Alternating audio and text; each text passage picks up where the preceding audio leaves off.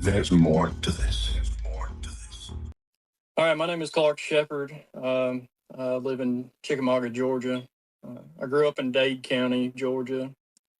Uh, before going through Celebrate Recovery and working the 12 steps, I would have said I had a good childhood.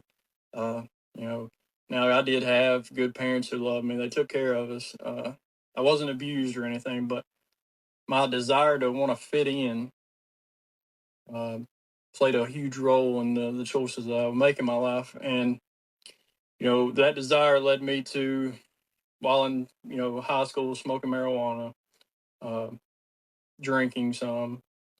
Uh, 16, I was working a McDonald's job and smoked crack for the first time.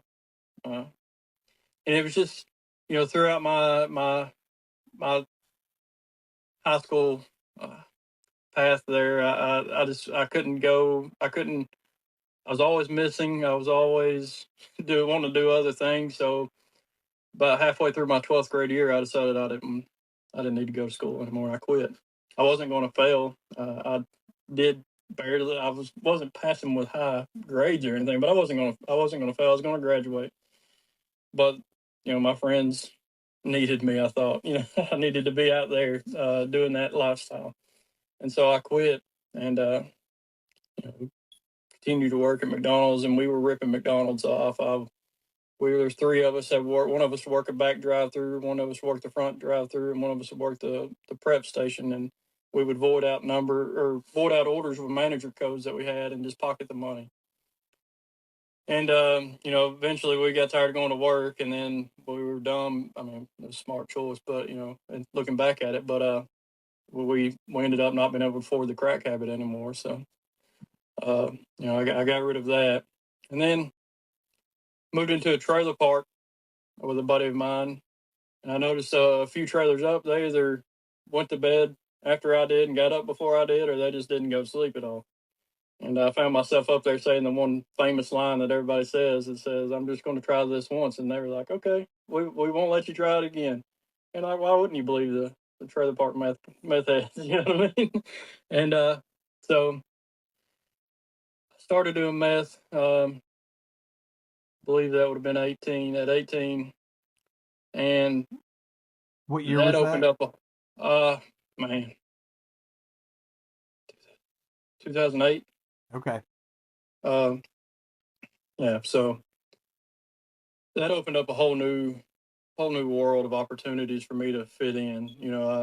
Everybody that was around there wanted to do drugs, and then I started selling it. So that that made me more popular with those people. I thought it didn't take me long. I figured if I made it myself, I would have more of it for cheaper, and there was more friends there, and I felt valued. I felt wanted. I felt needed, and wanting to fit in. That growing up that way, I mean, I hit the jackpot. I thought I had all these friends that that's you think you have, and man, that continued for a while. Bunch of failed relationships, bunch of just bad habits. I would I would steal from people at the beginning. I stole from my parents at the beginning. My mom put a deadbolt on her door, her bedroom door. Uh, when I was staying there, uh, stole from my dad. Would sell his tools that he used to work with. He was a carpenter. You know what I mean? Like I'd steal from everybody. And you know, uh, fast forward to 2013, I'd met the woman who's now my wife. We were horrible to each other. We both were in addiction, and we both were just horrible.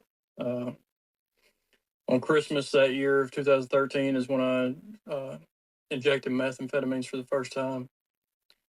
And at that point, right before that, I'd gotten, I was selling, and I was a drug dealer and cooking meth, and I wasn't seeing my family as much. I wasn't stealing as much from them.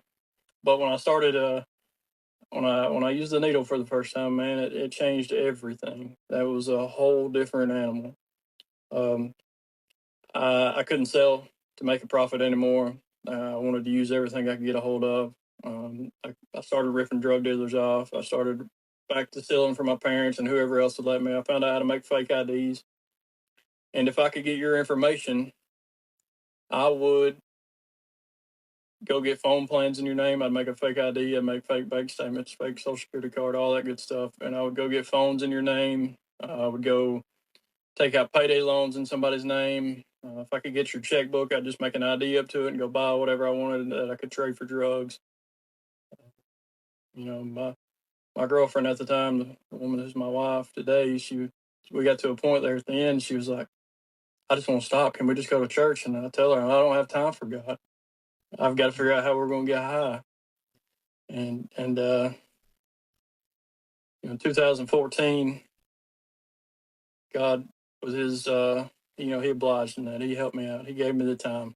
So I got arrested that time. I'd gotten arrested back in 2011 for the manufacturing a firearm and a couple other smaller things. And then I had a lawyer that just got that put off over and over and over and over until fast forward to, we're in 2014. And at the beginning of 14, I missed a court date because I finally passed out from being up for a few days and missed the court date. So I was on the run from that. And I had my girlfriend doing a payday loan in somebody's name. And I fell asleep in the car and woke up to the police there. Best thing that could have happened to me.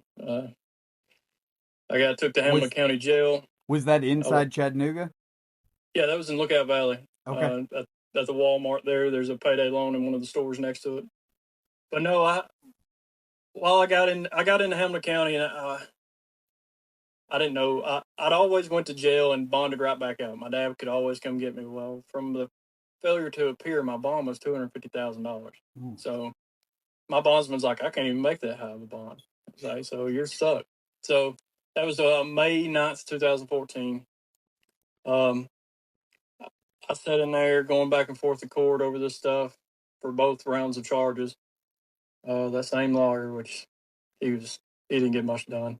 But I ended up getting my GED while I was in there, since I had time.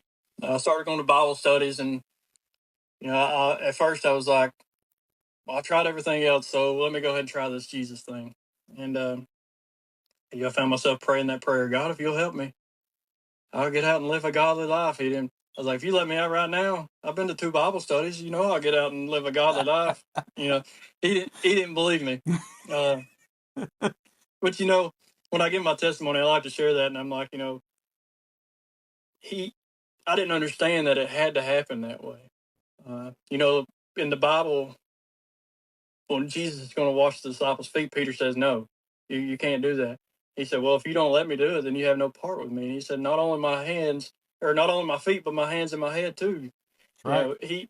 When he said no, he didn't understand that it had to happen that way. But he caught on quick. I didn't catch on as quick as Peter. So, I didn't understand, but God had a plan. So I sat in there. I got saved. I got clean, and I got my GED while I was there. My family would come and see me, and I tell them, I'm going to get out. I'm going to live a godly life. And they just say, yeah, I hope so. Well, that made me mad, too. And looking back at it, I'm like, what did they have to go off of? Every other time I lied about it. Every other time I told them what they wanted to hear. And so who am I to be mad at them now for not believing me?